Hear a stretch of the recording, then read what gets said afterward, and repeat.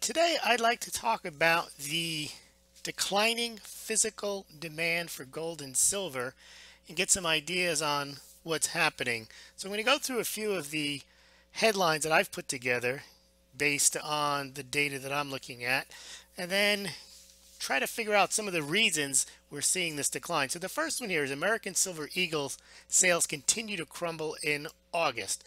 And if you can see here, here's a chart of American Silver Eagle sales starting in January. They were robust, solid for the first 6 months, and then they fell off the table. Perth Mint, same thing. Silver sales, if you take a look, really low, down to 376,000, just released yesterday.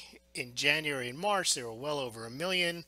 Even last year, before they introduced the Australian silver kangaroo, sales are down from last August. Go over the Perth Mint gold sales slide, 53%. These are the lowest gold sales I've seen. I think I don't have data that goes back far enough to get lower gold sales than that. That's August.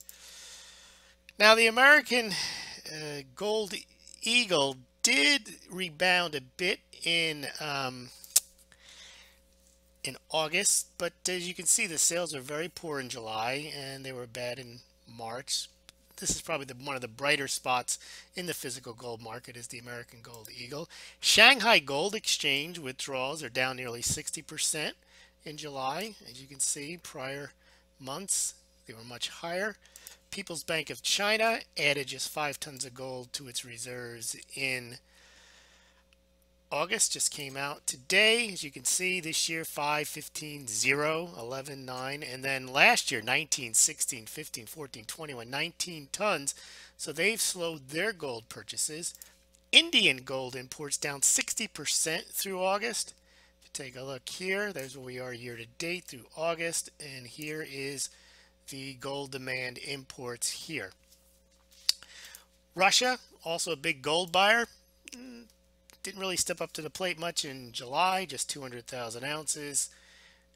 And you can see here they bought a lot more in prior months than they have in recent months. So what's causing it? Well, I'll throw out a few ideas. One, the price is higher. So when the price goes higher, people buy less of a good. Simple economics. That when things are cheap and on sale, people buy more. When things are expensive, they go higher. That's one potential explanation for all of it across the board. Another one is the lure of higher gains. As the price of silver and gold have risen, mining shares become a much more attractive proposition. Yes, gold and silver may have risen 25, 35, 45% this year, but the mining shares, even the worst of mining shares, have at least doubled in some cases. Some of the mining shares are up 3, 4, 500%. So perhaps some of the precious metals money has moved away from physical buying and moved into mining shares. Another thing could be people are broke. They don't have the money to buy gold and silver. Another potential reason, at least on the mint side, the Perth and the U.S. Mint, is that they overstocked their gold and silver in anticipation of a big year this year. Brexit, there was a lot of selling up to Brexit. Brexit's turned out not to be the big disaster that everyone thought it would be. So, that might explain some of the sales after Brexit didn't happen, kind of fell off the table, and they're stuck with all the inventory, excuse me, that they had purchased earlier in the year. So I don't know exactly what it is, but one thing is for sure that this year the price of gold and silver rose without heavy physical buying in the East, and certainly nothing like record buying like we had the last 3 years in silver in the West. So what do you guys think?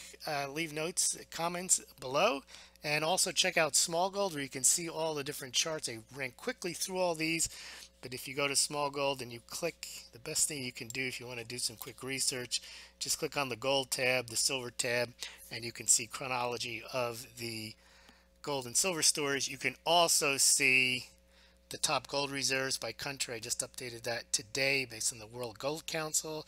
You could see all of Russian gold, China gold, Indian gold, silver. You can see supply and demand. In any event, please go to Small Gold. You can see all this information and subscribe. Thank you very much.